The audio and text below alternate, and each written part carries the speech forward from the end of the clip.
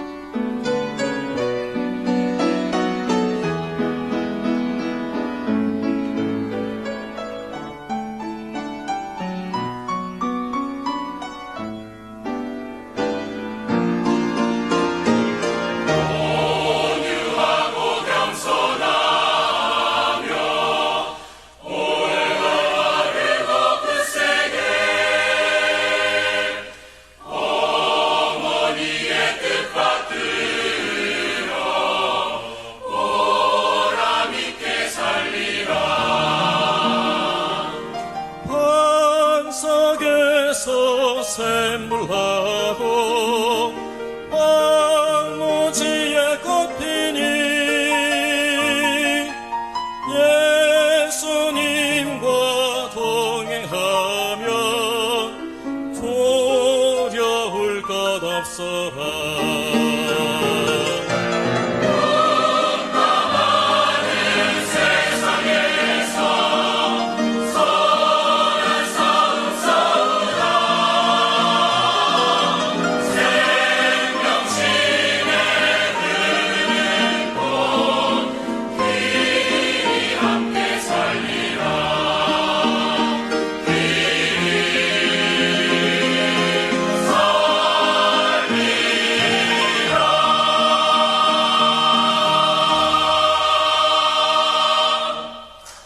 아멘. 감사합니다. 고맙습니다. 이제 우리 하나님의 말씀을 함께 보겠습니다. 에베소서 6장 1절에서 3절입니다. 나는 어떤 자식인가 라는 주제로 이 말씀을 우리가 함께 묵상하려고 합니다.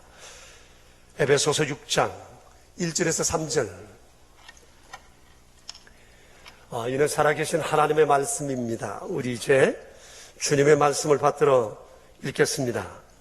자녀들아, 주 안에서 너희 부모에게 순종하라. 이것이 옳으니라. 내 아버지와 어머니를 공경하라. 이것은 약속이 있는 첫 계명이니 이로써 내가 잘 되고 땅에서 장수하리라. 아멘. 여러분 지난 연휴에 뭐하고 지나셨어요? 저는 1박 2일로 깊은 산속 옹달샘이라고 하는 곳을 다녀왔습니다. 충주에 위치해 있는데 고도원의 아침 편지라는 재단에서 운영하는 힐링 캠프예요.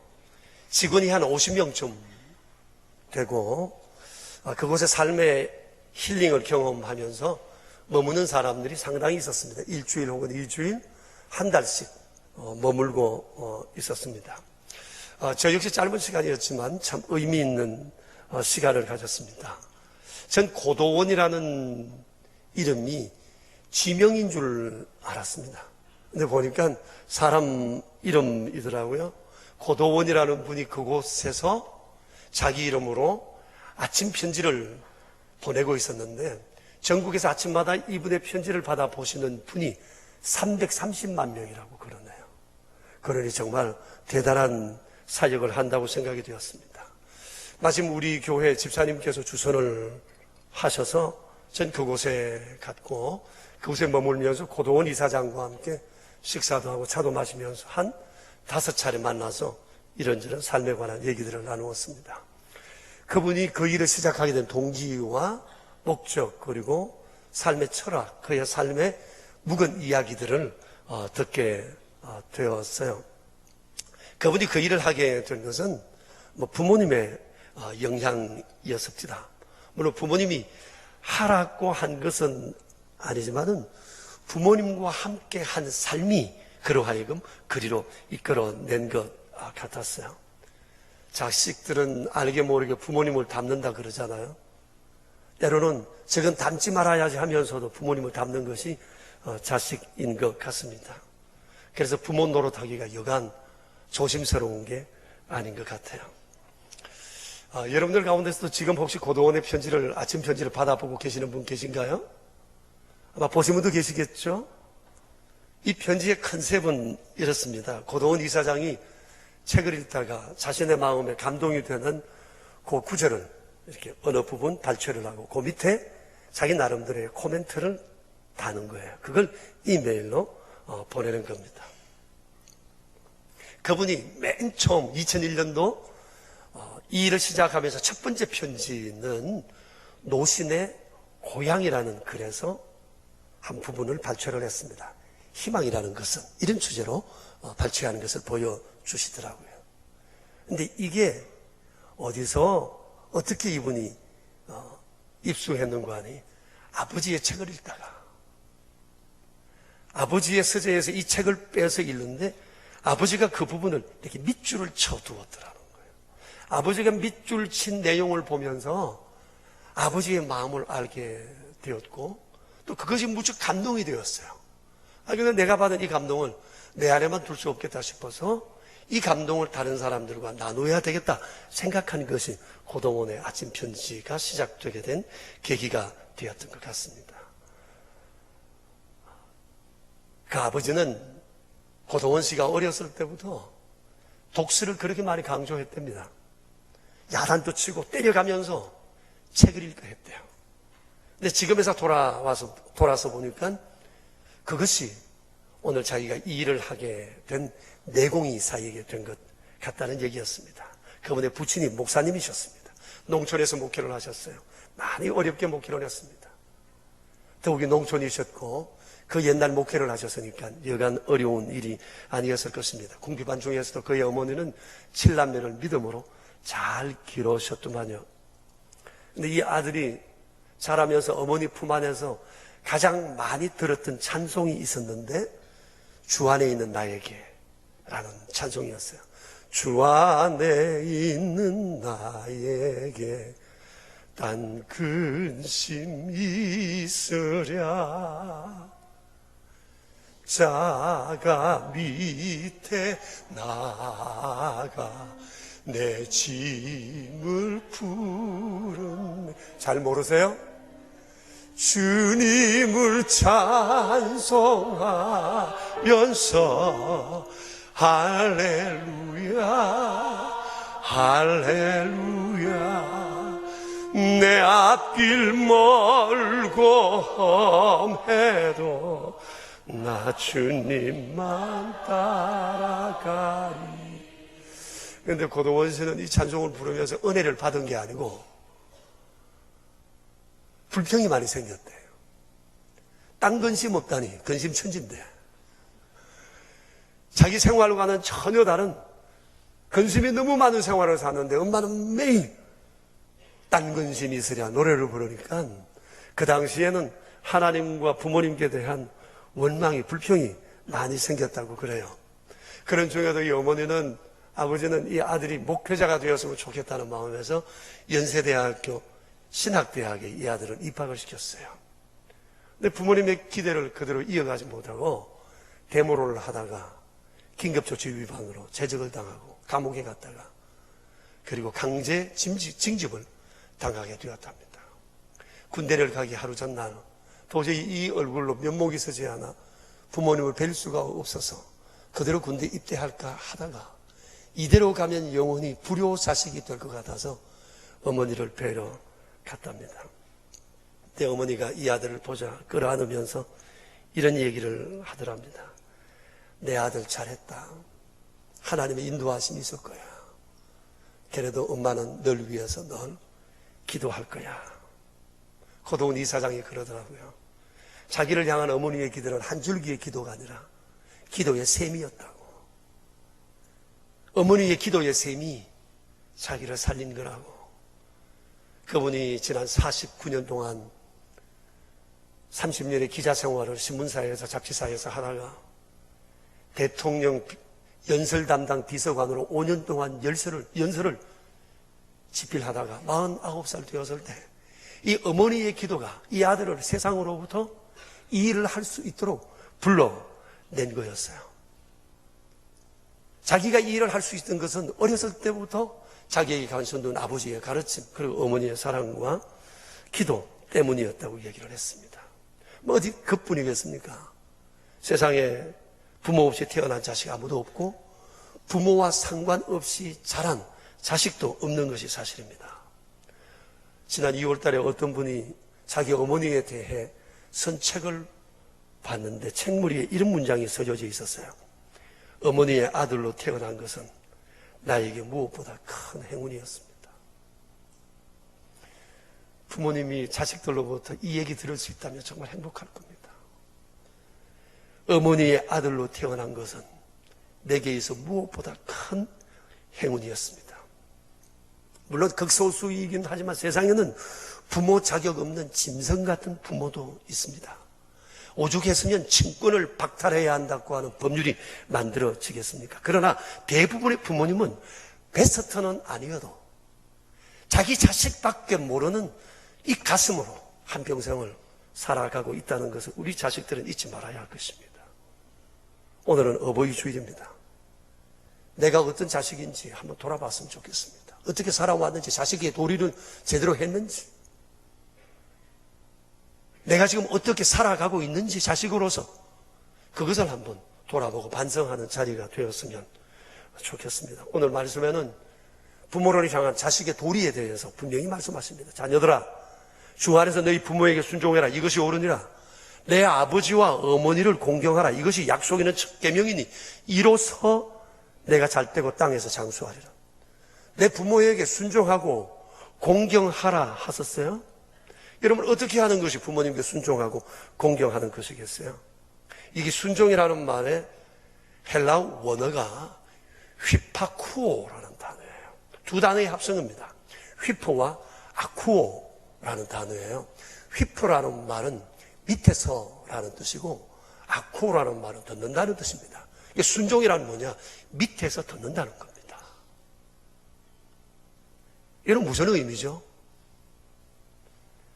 자식은 부모의 말씀을 무조건 옳습니다 생각하고 부모가 말씀하면 그것을 해석하지 말고 그대로 받아들이고 이해하고 따지지 않고 순종하고자 하는 태도를 지녀야 한다고 하는 것이 하나님의 마음입니다. 그게 순종이라는 거예요.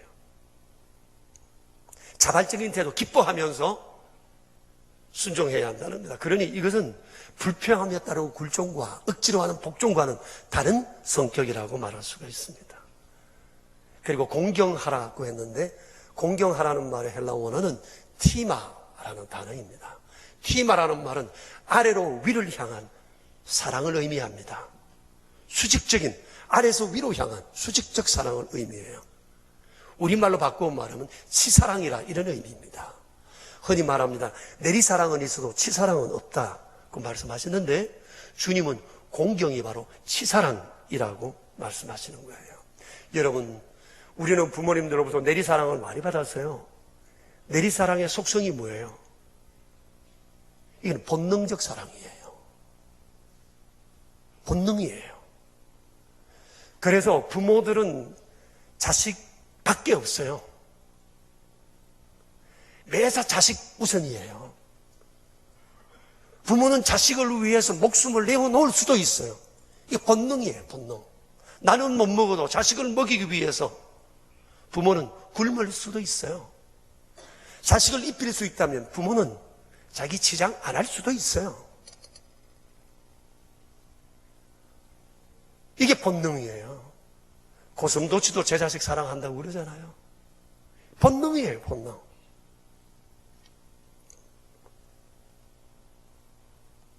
그래서 자식은 부모가 죽으면 땅에 묻지만 부모는 자식이 죽으면 가슴에 묻는다 그러잖아요. 잊을 수가 없죠. 어떻게 그 자식을 잊을 수 있겠어요? 그래서 세월호 참사가 이토록 가슴 아픈 거죠. 세상에는 모든 부모들은 마치 내일처럼 느끼게 되는 거예요. 자식이 물속에 들어간 지 3일 되면 죽었다고 봐야 되는데 그 수많은 날이 지나도 부모들은 아직까지 내 자식 살아있을 거라고 기대하고 있잖아요. 한 가닥 희망이 있어도 잊을 수 없는 것이 부모의 심정인 겁니다. 자식은 그렇게까지는 되질 않을 겁니다. 그래서 하나님 말씀하세요. 부모를 향한 자식의 치사랑, 이것도 본능처럼 움직여야 한다고 말씀하시는 겁니다. 그런데 자식은 그게 잘 안 됩니다. 나를 향한 부모님의 내리사랑은 당연하다 여기면서도 치사랑은 어려워합니다. 이런 말이 있잖아요. 부모는 10자식이라도 다 거두지만 10자식은 한 부모도 못 거둔다고. 옛말이지만 우리 가슴에 새겨야 합니다. 부모는 10자식이라도 키울 수 있어요. 10자식은 한 부모 못 돌봅니다. 순종하고 공경하라 말씀하시면서 주님 주 안에서 그렇게 하라 말씀하세요. 다시 말하면 순종과 공경이 본능적으로 되기가 어려우니까 주님 생각하면서 신앙으로 순종과 공경을 소화하라는 거예요. 부모와의 사랑은 이 땅에 살 동안이지만 하나님과의 관계는 영원하니까 영원하신 이 하나님의 놀라우신 사랑을 받은 우리가 부모님을 대할 때 하나님께 받은 바 이 영원한 사랑을 생각하고 부모님을 순종하고 공경해야 한다는 것입니다. 요한일서 4장 20절에 이런 말씀이 있어요. 눈에 보이는 형제를 사랑하지 않으면서 어찌 눈에 보이지 않는 하나님을 사랑한다 할 수 있느냐. 눈에 보이는 내 부모를 사랑하지 않으면서 어찌 눈에 안 보이는 하나님을 사랑한다 말을 하겠느냐. 그런 말씀으로 받아도 되지 않겠어요? 부모를 순종하고 공경하는 것은 윤리 도덕을 넘어 하나님의 거룩하신 명령이다는 사실을 우리가 잊지 말아야 하겠습니다. 이런 얘기를 들었습니다. 에이브라함 링컨이 16대 대통령이 되었을 때 그를 좋아하는 사람도 참 많았지만 그를 싫어하는 사람도 또 많았대요. 링컨을 못마땅하게 생각하는 사람들이 이유가 몇 가지 있었어요. 당이 다르다는 거, 우리하고 뜻이 다르다는 거, 그리고 집안 배경이 아주 시원찮다는 거, 링컨이 공부하지 못했다는 거, 이런 대통령 밑에서 일한다는 것을 아주 불쾌하게 생각을 했다는 겁니다.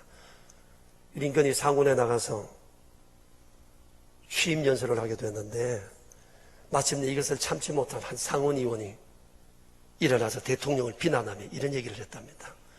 당신이 대통령이 되는 것은 너무너무 놀라운 일이요. 그러나 당신 아버지가 구두 수성공이었다는 것은 기억하세요. 그리고 자기 신발을 구두를 들어 말하기를 이 구두 당신 아버지가 만들어준 거요. 이 얘기를 들으면서 연단해서 링컨이 눈물을 흘리고 있었습니다. 울고 있었어요. 그리고는 울먹이면서 이런 얘기를 합니다. 감사합니다. 그동안 제가 너무 바빠서 아버지를 한참 동안이나 잊고 지냈습니다. 그런데 이 아침 당신이 내 아버지를 생각나게 해주셨습니다. 당신의 말대로 내 아버지는 구두 수성공이었습니다. 그러나 아주 성실하시고 정직하시고 깨끗하신 훌륭하신 구두 수성공이었습니다. 나도 아버지 옆에서 구두 깁는 법을 배웠습니다. 당신의 구두가 헤어지거든 내게로 가져오십시오. 아버지만큼은 못 되어도 정성껏 수선해 드리겠습니다. 회당장에는 일순간의 침묵이 쫙 깔렸습니다. 이 미국 국회사에 있는 얘기입니다. 그리고 나서 링컨은 계속 말을 이어갑니다. 나는 내 아버지가 너무 자랑스럽습니다. 이처럼 훌륭하신 아버지를 둔 것을 나는 자랑스럽게 생각합니다. 저는 이 얘기를 읽으면서 이 내용 가운데 내 아버지가 자랑스럽다. 이 구절이 참 마음에 감동이 되었어요. 그 얘기를 들으면서 진정한 효도가 무엇인지를 생각하게 되었어요. 효도가 뭐겠어요? 내 부모가 어떤 형편에 있든지 어떤 모양으로 있든지 어떻게 살아가든지 부모를 부끄러워하지 않고 자랑스러워하는 것, 이게 효도입니다. 내 부모님의 살아온 삶의 그 길을, 행한 그 일을, 지금 있는 그 상태를, 그리고 나를 사랑해준 지난 수많은 세월의 그 사랑을 자랑스러워하는 거예요. 비록 못나셔도, 배운 것 없으셔서도, 사람들이 손가락질 한다 하여도 내 부모를 자랑스러워하는 거, 이게 효도입니다. 주님 오늘 우리에게 묻습니다. 너는 어떤 자식이냐? 너는 내 부모에게 어떻게 하고 있느냐? 묻고 계십니다. 그러시면서 주님 오늘 약속하세요. 부모를 공경하고 순종하는 자식은 잘 될 거다. 내가 잘 되게 한다고 약속을 하셨습니다.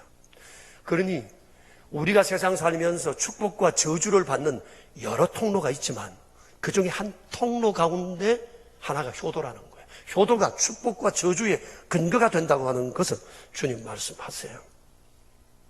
그 한 예를 우리가 노아의 가정을 통해서 볼 수 있습니다. 노아는 당대의 의인이요 믿음의 사람이었습니다. 그에게 세 아들이 있었는데 셈과 함과 야벳이었어요.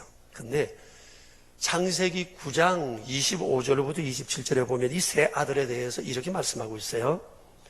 가나안은 저주를 받아 그의 형제의 종들의 종이 되기를 원하로라 하고 또 이르되 셈의 하나님 여호와를 찬송하리로다.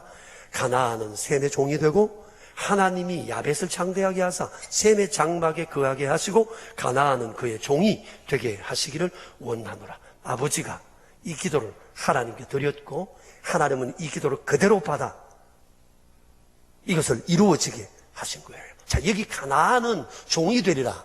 이 가나안은 함의 아들 중 하나입니다. 함의 아들 중에 아주 대표성을 띠는 아들이었을 거예요. 자, 우리가 본 바와 같이 셈과 야벳은 하나님 창대케 하시고 하나님을 찬송하는 사람이 되게 할 것이다. 후손 대대로. 그런데 함의 자식들은 모두가 저주를 임할 거다. 종들의 종이 될 거라고 말씀을 하십니다. 여기서 우리가 주목해야 될 것이 있습니다. 당대의 의인 노아의 자식이라도 똑같이 복을 받은 게 아니다고 하는 것입니다. 어떻게 이런 일이 벌어졌죠? 대홍수 이후에 어느 정도 생활이 안정되었을 무렵이었어요. 노아가 포도 농사를 지었습니다. 그 당시 노아의 나이가 몇 살인지는 잘 모릅니다. 성경에는 600세에 되던 해 홍수가 일어났고 그리고 그가 950세 죽었다고만 기록되어 있습니다. 이 사이에. 그러니까 600세에서 950세 그 사이 어느 해라고 말할 수 있을 것입니다. 노아가 포도 농사를 짓고 난 다음에 포도주를 담그었는데 이 포도주를 과음했든지 장막 안에서 옷을 벗고 잠을 자고 있었습니다. 여러분, 이게 뭐 어떻습니까? 이게 잘못인가요? 자기 집 안에서, 그것도 장막 안에서, 텐트 안에서 옷 벗고 자는데 그럴 수 있는 일이잖아요. 술 잡사 보셨잖아요. 덥죠? 몸에 열나죠? 하다 보면 이불도 차고 양말도 훌렁훌렁 벗고 옷도 벗고 그러잖아요. 그건 잘못이 없어요. 그럴 수 있어요. 여기까지는 문제가 없어요. 자, 그런데 이 모습을 작은 아들 함이 보았습니다. 그리고 나와서 자기 형제들에게 이 사실을 알렸어요. 소문을 낸 겁니다. 여기서도 문제가 있는 겁니다. 성경에는 그 사실을 창세기 9장 22절에서 이렇게 기록하고 있습니다. 가나안의 아버지 함이 그의 아버지의 하체를 보고 밖에 나가서 그의 두 형제에게 알렸다. 왜 하필 하체를 봤다는 이 구절을 성경에 기록해 두었을까? 노아의 아들 함은 아버지 벗은 몸 중에서도 우리 아버지 참 늙으셨다 얼굴 보니 이걸 안 보고 아버지 하체를 뚫어지게 자세히 쳐다봤다는 겁니다. 그러니 밖에 나와서 소문 낼 때도 뭐부터 얘기했겠어요? 아버지 하체부터 얘기한 거겠죠. 그러지 않겠어요? 참 이거 말하기 곤란한 얘기를 이 사람은 스스럼없이 했던 것 같아요. 아버지 하체가 말이야 뭐 어떻고 이런 얘기를 했겠죠. 근데 여러분 생각해 보세요. 정상적인 자식이라면 이렇게 되면 눈을 가립니다. 얼굴을 돌립니다. 아버지의 이런 모습이 무슨 가십거리가 됩니까? 이게 무슨 소문거리가 됩니까? 이거 무슨 밖에 나와서 소문낼 일인가라고 하는 거예요. 자식의 도리가 아니죠. 이건 아주 몰상식한 자식이에요. 그런데 함과 달리 다른 두 자식 셈과 야벳은 어땠어요? 이 얘기를 듣고 그들은 어떻게 처신했죠? 23절 창세기 9장 23절에 보면 이렇게 되어 있어요. 셈과 야벳이 옷을 가져다가 자기들의 어깨에 메고 뒷걸음쳐 들어가서 그들의 아버지의 하체를 덮었으며 그들이 얼굴을 돌이키고 아버지의 하체를 보지 아니하였다. 얼마나 대조적인 모습이에요. 뒷걸음쳐 들어갔다. 뒷걸음쳐 옷으로 아버지의 하체를 덮어드렸다. 아버지의 하체를 안 보려고 노력하고 그대로 나왔다는 얘기입니다. 아예 아버지 하체를 안 봤어요. 왜 이랬을까요? 아버지가 이렇게 되어진 사실에 대해서 이 아들은 아버지의 그 심정을 이해하려고 마음먹었기 때문입니다. 아버지가 왜 그랬을까? 아버지 이해 충분히 한다. 이런 마음이었기 때문에 그럴 수도 있다는 거죠. 노아가 술을 깬 후에 이것을 알았습니다. 그리고 작은 아들 함에게 저주를 했습니다. 내 자식들이 저주를 받아 내 형제들의 종의 종이 되기를 원한다고요. 이 사실은 그대로 이루어졌고 이것이 훗날 이스라엘 백성들이 가나안 땅을 점령하는 정당성을 입증하는 근거가 된 겁니다. 그리고 하나님께서 셈과 야벳에게 축복하셨습니다. 창대하게 되리라. 여호와를 찬양하게 될 것이다. 이 축복과 저주가 자식을 넘어 자자손손 그대로 임하게 된 것입니다. 자, 여러분 보세요. 한 집안이 일어설 수도 있고 망할 수도 있고 축복받을 수도 저주받을 수도 있어요. 개인도 마찬가지예요. 축복과 저주 여러 통로가 있으나 그 중에 하나가 부모에 대한 효도의 태도에 있다라고 하는 것을 우리가 깊이 생각해야 할 거예요. 여러분, 우리 아버지 어머니도 허물이 있고 실수가 있습니다. 특히 내 자식에게만은 보이고 싶지 않고 들키고 싶지 않은 내 자식이 몰랐으면 싶은 그 허물이 부모에게 있어요. 효도는 뭐예요? 그것을 애써 모른 척하고 덮어드리고 잊어버리고 그 허물을 이해하는 거예요. 여러분, 노아라는 사람이 얼마나 대단한 분이에요. 얼마나 위대한 분이었습니까? 온 시대가 하나님 앞에 부패하고 타락하고 포악해졌을 때 오직 홀로 하나님을 경배한 믿음의 사람 아니었어요. 120년 동안 하나님의 명령을 받들어서 하나님만 바라보고 방주를 지었어요. 하나님을 경외하면서 하나님과 120년을 동행했습니다. 그때 이 노아의 자식들도 아버지를 도와서 아버지와 하나님 사이에 있었던 얘기를 다는 모르지만 그들은 아버지께 순종하면서 이 일을 했을 겁니다. 모든 사람들이 타락한 그 시대 속에서도 오직 올곧게 하나님만을 바라보는 아버지를 바라보면서 얼마나 자랑스러웠을까. 그런데 정말 120년 후에 홍수가 나서 모든 사람 다 떠내려고 죽었을 때 방주 안에서 살아있는 자신들을 바라보면서 우리 아버지 정말 위대하시다 생각했을 겁니다. 그리고 그 이후에 하나님께서 어느 날 자기 아버지를 만나서 무지개 언약을 해주시면서 다시는 홍수로 너희를 멸망치 않으리라 약속을 하시고 무지개를 보는 순간 내 아버지는 너무너무 위대하다. 거룩한 아버지에 대한 자부심이 그들 안에 있었을 것입니다. 그런데 지금 이 아버지가 포도주를 드시고 옷을 벗으신 채 주무시고 계십니다. 그게 그리도 수치스러운 일입니까? 이게 소문낼 일입니까? 그 연세에 그럴 수도 있는 것이라고 생각하면 안 되는 것이겠습니까? 그런데 함이라는 자식은 그렇지 않았어요. 지금까지는 자기 아버지밖에 몰랐어요. 아버지를 높였어요. 아버지 위대하다고 생각했어요. 아버지에 대한 자부심이 있었어요. 근데 한순간에 아버지에게서 마음이 돌아선 거예요. 어떻게 자식이 이럴 수가 있는 거죠? 셈과 야벳은 달랐어요. 그들은 아버지의 허물을 똑같이 경험했어요. 아버지의 실수에도 불구하고 그들은 아버지를 향한 섬김의 태도가 조금도 달라지지 않았습니다.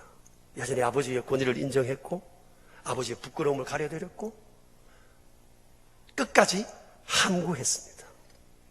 아버지의 인간적인 허물을 이해하려 했기 때문에 그렇습니다.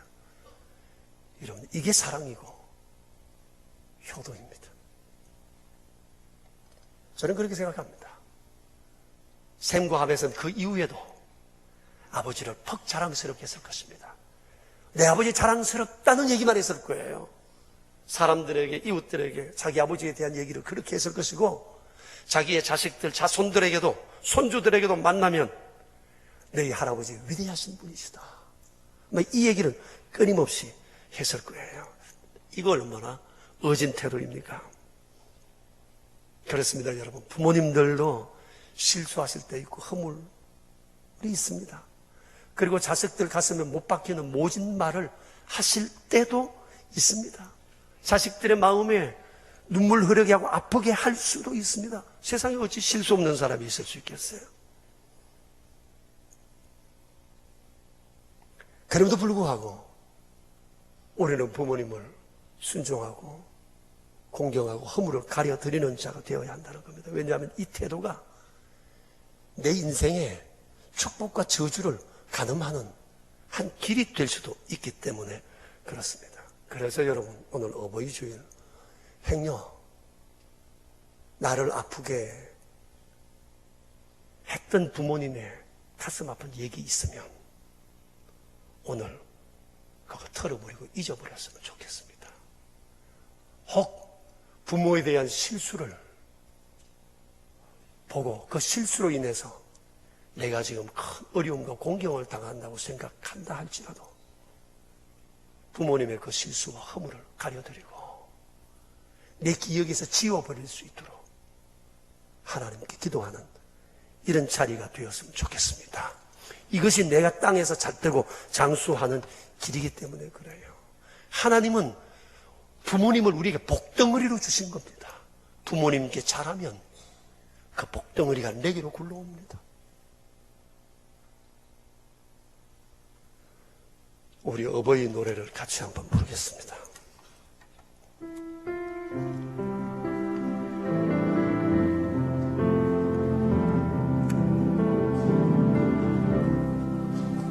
나 실제 다 잊으시고 길체와 낮은 곳에 쓰는 마음 진짜는 많은 자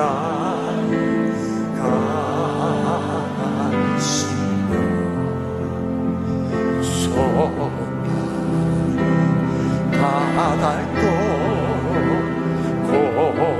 고생하시네 하늘아 그것이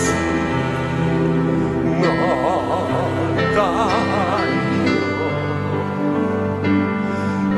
어버이의 희생 가임서라 어려서 안고 얼러주시고 자라서 기대 기다리는 하늘사 그릇 되사 자식 생각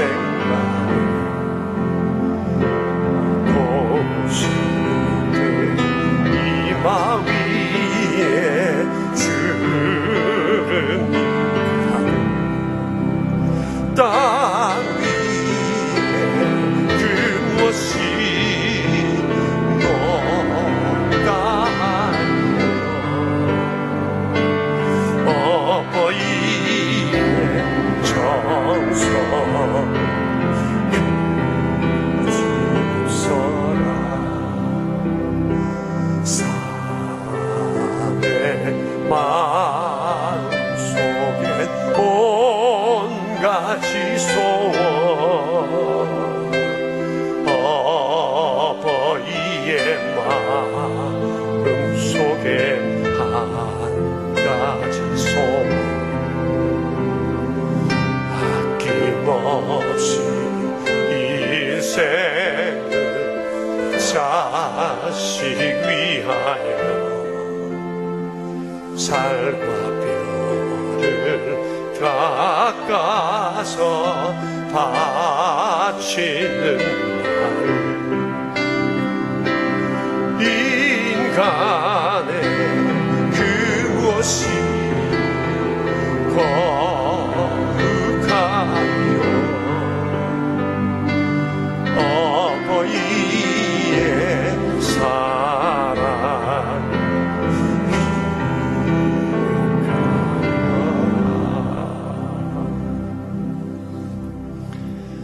여러분 효도가 뭐죠? 효도는 부모님이 말씀할 때 밑에서 듣는 겁니다. 효도가 뭐죠? 치사랑을 본능적으로 하고자 하는 태도입니다. 효도가 뭐죠? 허물을 가려드리고 말라지 않는 겁니다. 효도가 뭡니까? 부모님을 자랑스럽게 생각하는 겁니다. 여러분, 나는 이 하나님의 명령을 얼마나 중요하게 받아들이고 있는가 한번 자신을 돌아보시면 좋겠습니다. 우리 이 시간 함께 기도하겠습니다.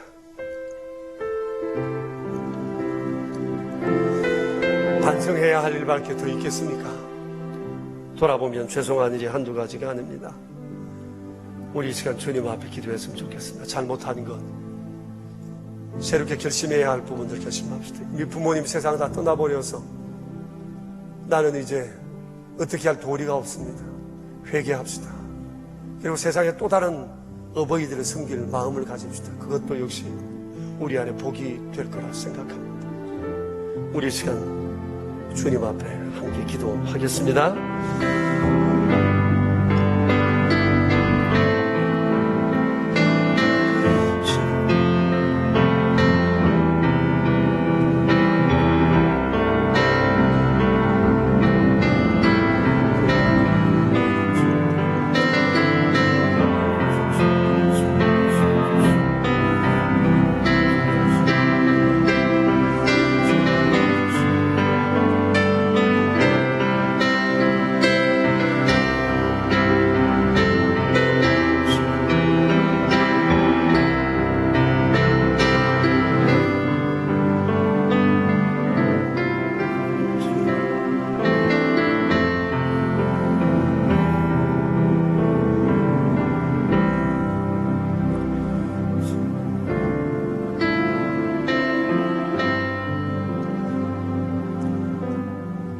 존귀하신 아버지, 너는 도대체 어떤 자식이냐?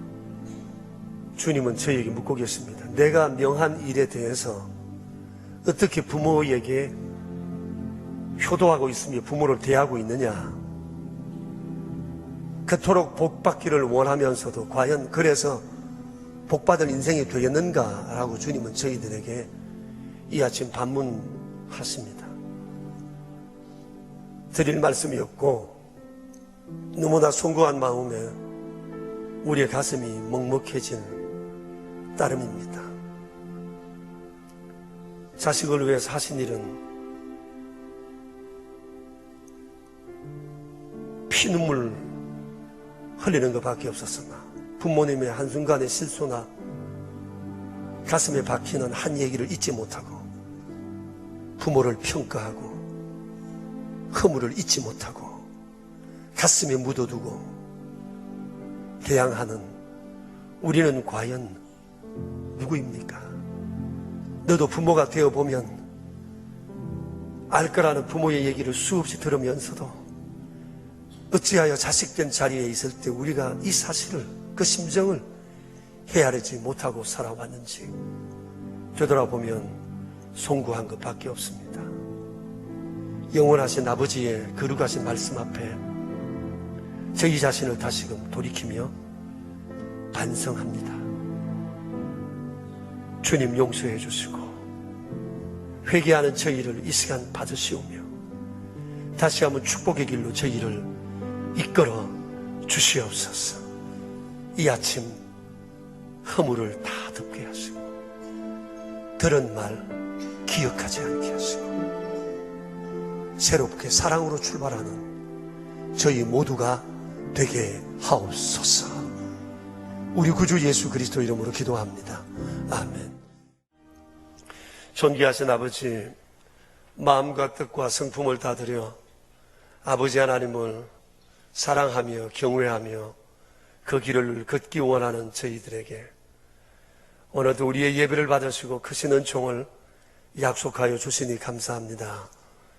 이 시간 저희들이 예물을 구별하여 드리지만 이 예물이 부모님께 드려야 할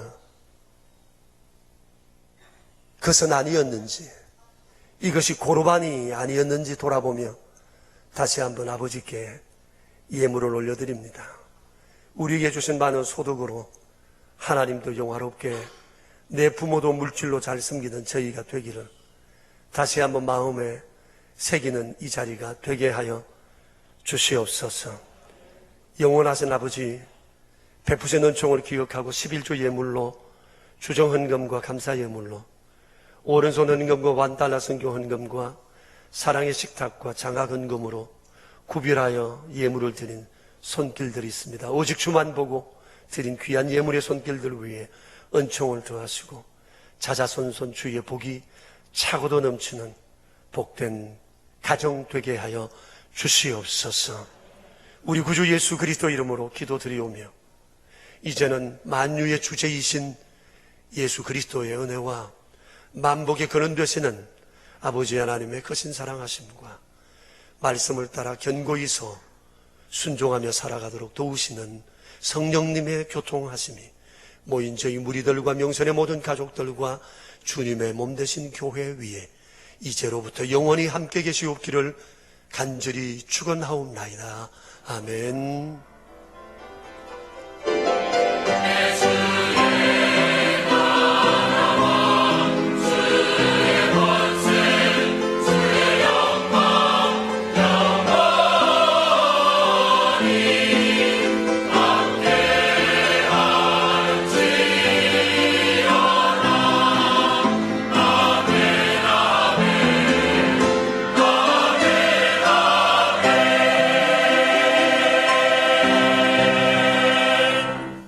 여러분 2부 예배 마쳤습니다. 차 한잔 하신 후에 돌아가십시오. 또 저녁에도 뵙겠습니다.